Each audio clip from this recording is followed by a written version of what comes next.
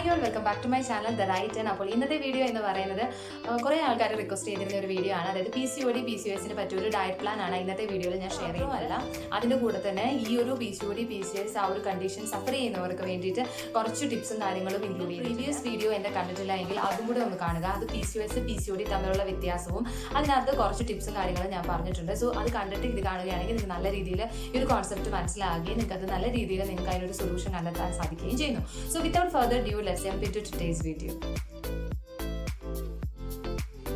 PCOD എന്താ, PCOS എന്താണെന്ന് ഞാൻ നേരത്തെ പറഞ്ഞതാണ്. പോളിസിസ്റ്റിക് ഓവേറിയൻ ഡിസീസും പോളിസിസ്റ്റിക് ഓവേറിയൻ സിൻഡ്രോം ആണ്. അതായത് ഒരെണ്ണം മെറ്റബോളിക് ഡിസോർഡർ ആണ്, മറ്റേത് ഹോർമോണൽ ഇംബാലൻസ് കൊണ്ട് വരുന്നതാണ്. പല കാരണങ്ങൾ അതിനുണ്ട്, അതെല്ലാം നമ്മൾ പറഞ്ഞതാണ്. അപ്പോൾ നമ്മൾ ഹോസ്പിറ്റലിൽ പോകണേ ഡോക്ടേഴ്സ് ചെയ്യുന്ന കാര്യം എന്ന് പറഞ്ഞാൽ നമ്മുടെ മെൻസ്ട്രൽ സൈക്കിൾ ഒന്ന് കറക്റ്റ് ആക്കാൻ വേണ്ടിയിട്ട് അവർ പലതരത്തിലുള്ള കോൺട്രാസെപ്റ്റീവ് ആയിട്ടുള്ള മെഡിസിൻസ് തരും. അല്ല എന്നുണ്ടെങ്കിൽ അവർ നമുക്ക് ഈസ്ട്രജൻ കൂട്ടാനുള്ള മെഡിസിൻസ് തരും. അതായത് കൂടുതൽ ആൾക്കാരും പ്രിഫർ ചെയ്യുന്നതിൽ കൂടുതൽ ഡോക്ടേഴ്സ് തരുന്ന ഒരു ടാബ്ലറ്റ് എന്ന് പറയുന്നത് മെറ്റ്ഫോർമിൻ ആണ്. എല്ലാവർക്കും അറിയുന്ന കാര്യമാണ്. അത് ഇൻസുലിൻ്റെ ലെവലിനെ ഒന്ന് കൺട്രോൾ ചെയ്ത് കൊണ്ടുവരാനും എല്ലാം സാധിക്കുകയും നമ്മുടെ ഹോർമോണൽ ഇംബാലൻസ് ഒരു പരിധി വരെ മാറ്റി നിർത്താനും ഇത് സഹായിക്കും. ചില ആൾക്കാർക്ക് ഈ ഒരു ടാബ്ലറ്റ് കഴിച്ചാൽ മാത്രമേ പീരീഡ്സ് വരത്തുള്ളൂ. അങ്ങനെയുള്ള പല കണ്ടീഷൻസും ഉണ്ട്. സോ ഇതിനകത്ത് നമ്മൾ ശ്രദ്ധിക്കേണ്ട കാര്യം, നമുക്ക് മെഡിക്കൽ ആസ്പെക്ട്സ് അവിടെ നിർത്താം. അതായത് അത് ഡോക്ടേഴ്സ് റിലേറ്റഡ് ആയിട്ടുള്ള കാര്യമാണ്. ഇതല്ലാതെ നമ്മൾ എന്തൊക്കെയാണ് ശ്രദ്ധിക്കേണ്ടതെന്ന് നമുക്ക് നോക്കാം.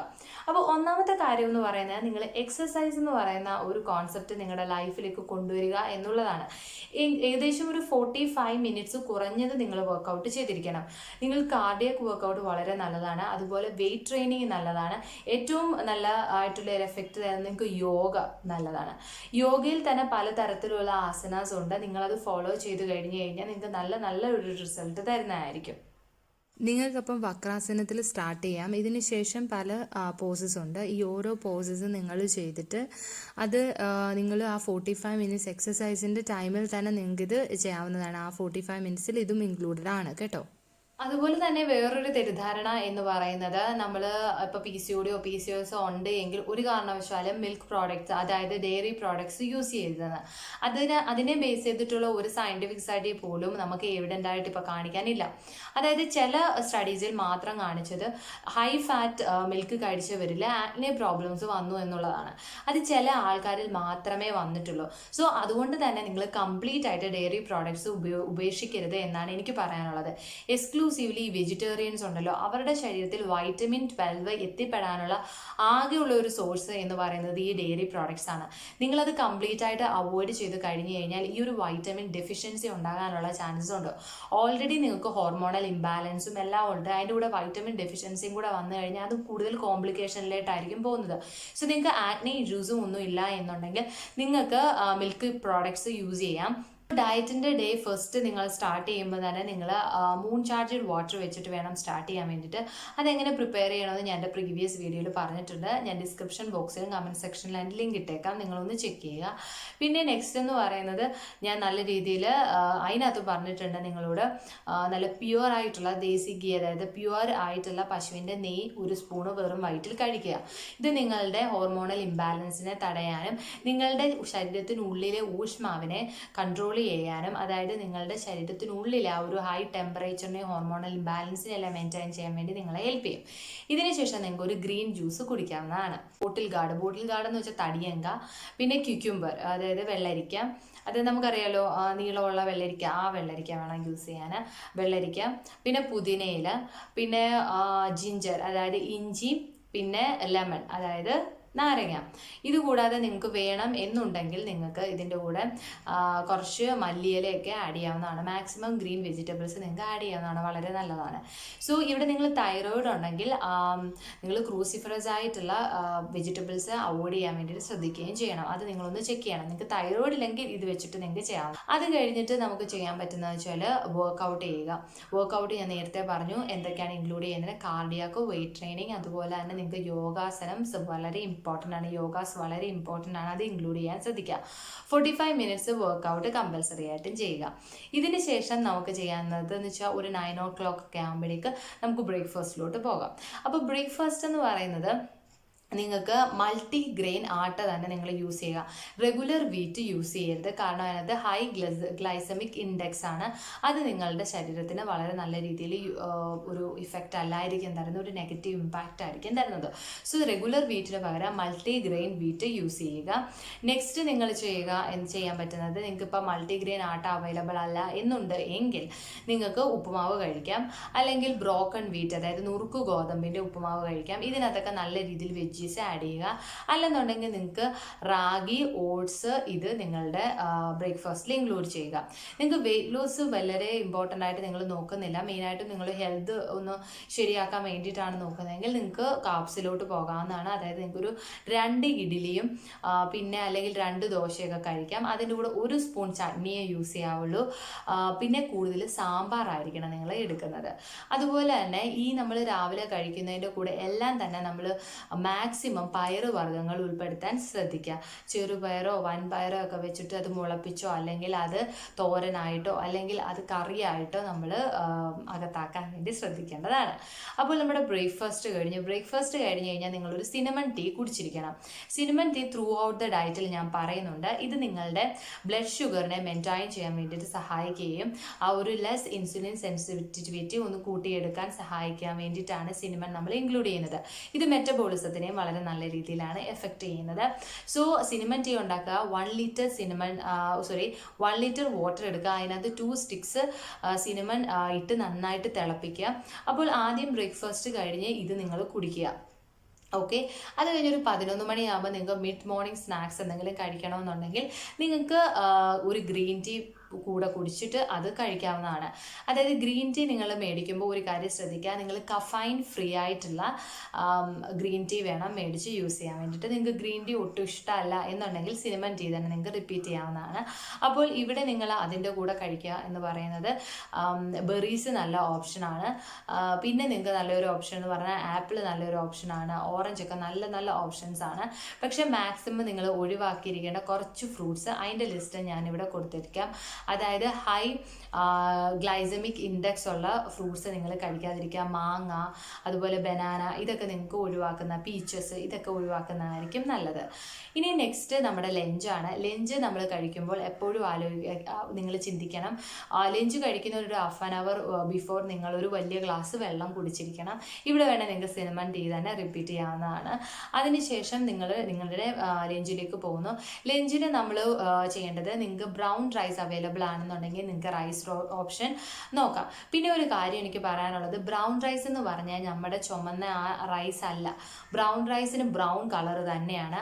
അതിൻ്റെ ഇമേജ് ഞാനിവിടെ കൊടുത്തേക്കാം. അല്ലെ, മിക്ക ആൾക്കാരും ചോദിക്കുന്നുണ്ട് ബ്രൗൺ റൈസ് എന്ന് പറഞ്ഞാൽ നമ്മുടെ ആ പഴയ ആ ട്രഡീഷണൽ റൈസ് ആണോന്ന്. അതല്ല ബ്രൗൺ റൈസ്.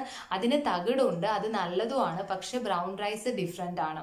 ഓക്കെ, പിന്നെ നിങ്ങൾക്ക് ബ്രൗൺ റൈസിൻ്റെ കൂടെ നിങ്ങൾക്ക് ദാല്, അതായത് പയർ, ഞാൻ പറഞ്ഞല്ലോ പരിപ്പ് വർഗ്ഗങ്ങൾ ഉൾപ്പെടുത്താവുന്നതാണ്. പിന്നെ നിങ്ങൾ കുറച്ച് വെജീസും കാര്യങ്ങളും ഉൾപ്പെടുത്തുക. നിങ്ങൾ നോൺ വെജിറ്റേറിയൻസ് ആണെങ്കിൽ നിങ്ങൾക്ക് ഫിഷ് ഇൻക്ലൂഡ് ചെയ്യാം. 100 ഗ്രാം ഫിഷ് നിങ്ങൾക്ക് കഴിക്കാം.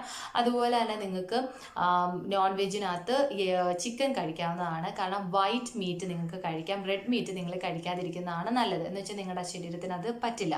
റെഡ് മീറ്റ് അവോയ്ഡ് ചെയ്തിട്ട് വൈറ്റ് മീറ്റ് റീപ്ലേസ് ചെയ്യാം. വൈറ്റ് മീറ്റ് കഴിക്കുമ്പോഴും ഓർഗാനിക് ആയിട്ടുള്ളത് കഴിക്കാൻ ശ്രദ്ധിക്കുക. അതിൻ്റെ ക്വാണ്ടിറ്റി വളരെ കുറച്ച് മാത്രമേ ഉപയോഗിക്കാവുള്ളൂ. പിന്നെ നിങ്ങൾക്ക് വേണമെങ്കിൽ എഗ്ഗ് വറുത്തോ എന്താണെന്ന് വെച്ചാൽ നിങ്ങൾക്ക് കഴിക്കാം. പിന്നെ മാക്സിമം നിങ്ങൾ കോക്കനട്ട് ഓയിൽ അല്ലെ ഒലീവ് ഓയിലൊക്കെ യൂസ് ചെയ്യാൻ ശ്രദ്ധിക്കുക. കഴിവതും എന്താ പറയുക, നമ്മൾ ആർട്ടിഫിഷ്യൽ ഓയിൽസിലേക്ക് പോകാതിരിക്കുക. ഏറ്റവും നല്ലത് ഒലീവ് ഓയിലാണ്. അത് കിട്ടുവാണെങ്കിൽ യൂസ് ചെയ്യുക, അല്ലെ പ്യുവർ കോക്കനട്ട് ഓയിൽ. പക്ഷേ ഓയിലിൻ്റെ ആ ക്വാണ്ടിറ്റി വളരെ കുറച്ചായിരിക്കണം യൂസ് ചെയ്യുന്നത്. പിന്നെ തോരൻ മാക്സിമം കഴിക്കാൻ ശ്രദ്ധിക്കുക. റാദർ ദാൻ നമ്മൾ മെഴുക്കുപുരട്ടിയിലോട്ടൊക്കെ പോകുന്നതിനേക്കാളും നല്ലത് തോരൻ യൂസ് ചെയ്യുന്നതാണ്. സോ ഇത് കൂടുതൽ വെജീസ്, നമ്മുടെ പോർഷൻ കൺട്രോൾ വളരെ ഇമ്പോർട്ടൻ്റ് ആണ്. നമ്മുടെ ഞാനിവിടെ ഒരു ഇമേജ് കൊടുത്തിരിക്കാം, നിങ്ങൾ എങ്ങനെയായിരിക്കണം ഫുഡ് കഴിക്കേണ്ടതെന്നുള്ളത്. സോ അതനുസരിച്ച് വേണം നമ്മൾ പ്ലേറ്റിങ് ശ്രദ്ധിക്കുക. എപ്പോഴും ചെറിയ പ്ലേറ്റിൽ ഫുഡ് കഴിക്കാനും ശ്രദ്ധിക്കുക. വലിയ പ്ലേറ്റിലാകുമ്പോൾ ക്വാണ്ടിറ്റി കൂടും, ചെറിയ പ്ലേറ്റ് ആകുമ്പോൾ നമ്മൾ ക്വാണ്ടിറ്റി കുറച്ചേ എടുക്കത്തുള്ളൂ. സോ ഇങ്ങനെയുള്ള ചെറിയ ചെറിയ ട്രിക്സൊക്കെ നിങ്ങൾ നിങ്ങളുടെ ലഞ്ചിനും ബ്രേക്ക്ഫാസ്റ്റിലും ഒക്കെ ഇൻക്ലൂഡ് ചെയ്യാൻ വേണ്ടിയിട്ട് ശ്രദ്ധിക്കുക. പിന്നെ അത് കഴിഞ്ഞിട്ട് നിങ്ങൾക്ക് എഗെയിൻ ഒരു സിനമൺ ടീ കുടിക്കാവുന്നതാണ്. പിന്നെ ഒരു 4 മണിയൊക്കെ ആകുമ്പോൾ ഒരു ബട്ടർ മിൽക്ക് നിങ്ങൾക്ക് കുടിക്കാം. പിന്നെ 4 മണിക്ക് എന്തെങ്കിലും കഴിക്കണമെന്ന് തോന്നുവാണെങ്കിൽ നിങ്ങൾക്ക് ഡ്രൈ ഫ്രൂട്ട്സ് എന്തെങ്കിലും മധുരമില്ലാത്തത് കഴിക്കാവുന്നതാണ്. അതുപോലെ തന്നെ അത് ശ്രദ്ധിക്കുക, വാൾനട്ടും ആൽമണ്ടും ഒക്കെയാണ് നിങ്ങളുടെ നല്ല നല്ല ഓപ്ഷൻ എന്ന് പറയുന്നത്. പിന്നെ നിങ്ങൾക്ക് വൈകിട്ട് പിന്നെയും വിശക്കുകയാണെങ്കിൽ രാവിലത്തെ ഉപ്പുമാവോ എന്തെങ്കിലും നിങ്ങൾക്ക് കഴിക്കാവുന്നതാണ്. അല്ലെന്നുണ്ടെങ്കിൽ നിങ്ങൾക്ക് വെജിറ്റബിൾ വെച്ചിട്ട് സൂപ്പ് ഉണ്ടാക്കി കഴിക്കാം. അല്ല നിങ്ങൾക്ക് നോൺ വെജിറ്റേറിയൻസ് ആണ്, നിങ്ങൾക്ക് ഈ മട്ടൻ്റെ ആ എല്ലു ഒക്കെ വെച്ചിട്ട് സൂപ്പ് ഉണ്ടാക്കി കഴിക്കാൻ ഇഷ്ടമാണെന്നുണ്ടെങ്കിൽ അത് നിങ്ങൾക്ക് കഴിക്കാം കേട്ടോ. സൂപ്പായിട്ട് കഴിക്കാം. മട്ടൻ റെഡ് മീറ്റിനകത്ത് വരുന്നതാണ്, സോ അതത്ര നല്ലതല്ല. പക്ഷേ നിങ്ങൾക്ക് അതിൻ്റെ ഒരു സൂപ്പായിട്ട് ഉണ്ടാക്കി കഴിക്കുന്നത് കൊണ്ട് ശരീരത്തിന് നല്ലതാണ്, നല്ല കാര്യമാണത്. പിന്നെ നിങ്ങൾ രാത്രിയിലത്തേക്ക് നിങ്ങൾ ഫുഡ് എന്തെങ്കിലും പ്ലാൻ ചെയ്യുന്നുണ്ട്, നിങ്ങൾക്ക് കഴിക്കണമെന്നുണ്ടെങ്കിൽ മാക്സിമം കാർബ്സ് അവോയ്ഡ് ചെയ്യുന്നതായിരിക്കും എൻ്റെ ഒരു അഭിപ്രായത്തിൽ ഏറ്റവും നല്ലത്. നിങ്ങൾക്ക് ഇവിടെ വേണമെങ്കിൽ എഗ്ഗ് കഴിക്കാം. എഗ്ഗ് നിങ്ങൾക്ക് വളരെ നല്ലതാണ്. സിലീനിയവും സിങ്കും പ്രോട്ടീനും എല്ലാം നമുക്ക് എഗ്ഗിൽ നിന്നും കിട്ടുന്നുണ്ട്. 2 ഹോൾ എഗ്ഗ് നിങ്ങൾക്ക് കഴിക്കാവുന്നതാണ്. അല്ല നിങ്ങൾക്ക് എഗ്ഗ് ഇഷ്ടമല്ല എന്നുണ്ടെങ്കിൽ നിങ്ങൾക്ക് വെജിറ്റബിൾസ് എന്തെങ്കിലും കഴിക്കാം. അവിടെയും നിങ്ങൾ ശ്രദ്ധിക്കണം, നിങ്ങൾക്ക് തൈറോയിഡും കൂടെ ഉണ്ട് എങ്കിൽ നിങ്ങൾ കുറച്ച് വെജിറ്റബിൾസ് എല്ലാം നിങ്ങൾ ഒഴിവാക്കണം. അതായത് ക്രൂസിഫറസ് ആയിട്ടുള്ള വെജിറ്റബിൾസ് നിങ്ങൾ ഒഴിവാക്കണം. അതിൻ്റെ ലിസ്റ്റ് ഞാനിവിടെ കൊടുത്തേക്കാം. അപ്പോൾ അത് അവോയ്ഡ് ചെയ്തിട്ട് ബാക്കിയുള്ള വെജീസ് ഒക്കെ വെച്ചിട്ട് നിങ്ങൾക്ക് സലാഡ് ഉണ്ടാക്കി കഴിക്കാം. അത് നിങ്ങൾ ഉച്ചയ്ക്ക് ലഞ്ച് ടൈമിൽ അതൊന്ന് ശ്രദ്ധിക്കണം. തൈറോയ്ഡ് ഉണ്ടെങ്കിൽ ഈ പറയുന്ന വെജിറ്റബിൾസ് ഒന്നും, ഈ ഒരു കാണിച്ചിരിക്കുന്ന വെജിറ്റബിൾസ് ഒന്നും നിങ്ങൾ ഇൻക്ലൂഡ് ചെയ്യരുത്. അത് കഴിഞ്ഞിട്ട് നിങ്ങൾക്ക് ചെയ്യാവുന്ന നെക്സ്റ്റ് കാര്യം എന്ന് പറഞ്ഞാൽ നിങ്ങളുടെ ഡിന്നറിൽ നിങ്ങൾക്ക് വേണമെങ്കിൽ ഞാൻ പറഞ്ഞല്ലോ രാവിലത്തത് വേണേൽ റിപ്പീറ്റ് ചെയ്യാം. പക്ഷേ വെയിറ്റ് ലോസ് ആണ് ആഗ്രഹിക്കുന്നതെങ്കിൽ മാക്സിമം നിങ്ങൾ ലൈറ്റായിട്ട് കഴിക്കാൻ ശ്രദ്ധിക്കുക. 7:30 മുമ്പ് തന്നെ നിങ്ങളുടെ ഡിന്നർ നിങ്ങൾ അവസാനിപ്പിക്കുക. ചപ്പാത്തി ആണെങ്കിൽ 2 ചപ്പാത്തി, അതായത് മൾട്ടിഗ്രെയിൻ ആട്ടയുടെ 2 ചപ്പാത്തി കഴിക്കാം. അതിൻ്റെ കൂടെ ഏറെ വെജിറ്റബിൾസ് കഴിക്കാവുന്നതാണ്. അല്ല നിങ്ങൾക്ക് ഓട്സ് ആണ് ഇഷ്ടമെങ്കിൽ ഓട്സ് കുറുക്ക് പോലെ കാച്ചി കുടിക്കാം. അതിനകത്ത് കുറച്ച് പാലൊഴിച്ച് നിങ്ങൾക്ക് കഴിക്കാവുന്നതാണ്. അല്ല നിങ്ങൾക്ക് റാഗി ഇഷ്ടമാണെങ്കിൽ റാഗി കുറുക്ക് കാച്ചി കുടിക്കുന്നതും വളരെ നല്ലതാണ്. ഇതൊന്നും അല്ല നിങ്ങൾക്ക് ഹാർഡായിട്ട് തന്നെ എന്തെങ്കിലും കഴിക്കണമെന്നെങ്കിൽ ഞാൻ പറഞ്ഞ ചപ്പാത്തി കഴിക്കാം, അല്ലെ ഉപ്പുമാവോ അങ്ങനെയുള്ള എന്തെങ്കിലും കഴിക്കാം. പക്ഷേ ക്വാണ്ടിറ്റി വളരെ കുറച്ചായിരിക്കണം. നിങ്ങൾ ഉറങ്ങുന്നതിന് 3 മണിക്കൂർ മുമ്പായിരിക്കണം നിങ്ങൾ ഡിന്നർ കഴിച്ചിരിക്കേണ്ടത്. സോ ഡിന്നർ കഴിഞ്ഞിട്ട് ബെഡ് ടൈമിൽ നിങ്ങൾക്ക് എന്തെങ്കിലും കഴിക്കണം, നിങ്ങൾക്ക് അല്ലെങ്കിൽ ബുദ്ധിമുട്ടാണോ ഉറങ്ങാനെങ്കിൽ നിങ്ങൾക്ക് 1 ഗ്ലാസ് പാല്, അതിൻ്റെ കൂടെ കുറച്ച് ടർമറിക് പൗഡർ നിങ്ങൾക്ക് ആഡ് ചെയ്യാം, കുറച്ച് സിനമൺ പൗഡറും ആഡ് ചെയ്തിട്ട് അത് നിങ്ങൾക്ക് കുടിക്കാം. അതിൻ്റെ കൂടെ ഒരു 6 വാൾനട്ടോ അല്ലെങ്കിൽ ആൽമണ്ടോ നിങ്ങൾക്ക് കഴിക്കാവുന്നതാണ്. സോ ഇങ്ങനെ ലൈറ്റായിട്ട് നിങ്ങൾ ഡിന്നർ കഴിക്കാൻ വേണ്ടി ശ്രദ്ധിക്കുക. സോ നിങ്ങൾക്ക് കുറേ ഓപ്ഷൻസ് ഞാൻ തന്നിട്ടുണ്ട്, കുറേ സജഷൻസ് ഞാൻ പറഞ്ഞിട്ടുണ്ട്. അപ്പോൾ നിങ്ങളിതെല്ലാം ഫോളോ ചെയ്യുമെന്ന് ഞാൻ വിചാരിക്കുന്നു. ഇതുകൂടാതെ വളരെ വളരെ ഇമ്പോർട്ടൻ്റ് ആയിട്ടുള്ള ഒരു കാര്യം എനിക്ക് നിങ്ങളോട് പറയാനുള്ളത്, നിങ്ങളൊരു PCOD അല്ലെങ്കിൽ PCOS പേഷ്യൻ്റ് ആണ് എങ്കിൽ ഒരു കാരണവശാലും നിങ്ങൾ പ്ലാസ്റ്റിക് കണ്ടെയ്നേഴ്സ് യൂസ് ചെയ്യരുത്. നോൺ സ്റ്റിക്ക് പാൻസും കഴിവതും അവോയ്ഡ് ചെയ്യാൻ വേണ്ടി ശ്രദ്ധിക്കുക. എസ്പെഷ്യലി പ്ലാസ്റ്റിക് കണ്ടെയ്നേഴ്സ് ആണ് പ്രശ്നം. കാരണം പ്ലാസ്റ്റിക് കണ്ടെയ്നേഴ്സിനകത്ത് ഒരു തരത്തിലുള്ള ഹോർമോണൽ ഇംബാലൻസ് ക്രിയേറ്റ് ചെയ്യാനുള്ള ഒരു പ്രോപ്പർട്ടി ഉണ്ടെന്നാണ് പറയുന്നത്. മാക്സിമം നിങ്ങളിപ്പോൾ ലഞ്ച് കൊണ്ടുവന്ന് പ്ലാസ്റ്റിക് കണ്ടെയ്നേഴ്സിലാണ്, അത് അവോയ്ഡ് ചെയ്തിട്ട് സ്റ്റീൽ പാത്രം നിങ്ങൾക്ക് യൂസ് ചെയ്യാവുന്നതാണ്. അതും കൂടെ നിങ്ങൾ ശ്രദ്ധിച്ച് ഇരിക്കണം. അപ്പോൾ നിങ്ങൾക്ക് ഈ ഒരു വീഡിയോ യൂസ്ഫുൾ ആയി കാണുമെന്ന് ഞാൻ പ്രതീക്ഷിക്കുന്നു. നിങ്ങൾക്ക് എന്തെങ്കിലും സംശയം ഉണ്ടെങ്കിൽ നിങ്ങൾക്ക് താഴെ എന്നോട് കമൻറ്റ് സെക്ഷനിൽ ചോദിക്കാവുന്നതാണ്. അപ്പോൾ ഈ ഒരു ഡയറ്റ് പ്ലാൻ തൈറോയിഡുകാർക്കും ഇത് ഫോളോ ചെയ്യാം. പക്ഷേ തൈറോയിഡിനെ അവോയ്ഡ് ചെയ്യേണ്ടത് കാര്യങ്ങൾ അവോയ്ഡ് ചെയ്ത് വേണം നിങ്ങളിത് ഫോളോ ചെയ്യാൻ വേണ്ടിയിട്ട്. സോ എല്ലാവർക്കും ഈ ഒരു വീഡിയോ യൂസ്ഫുൾ ആയി കാണുമെന്ന് ഞാൻ പ്രതീക്ഷിക്കുന്നു. Thank you so much for watching this video.